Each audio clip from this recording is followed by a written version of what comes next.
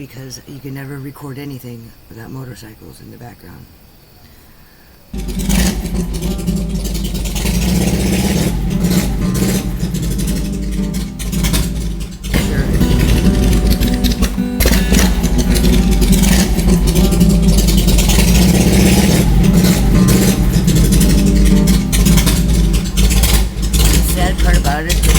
It's a completely fixed motorcycle just waiting to be rode, and the dude's putting it in a trailer right now.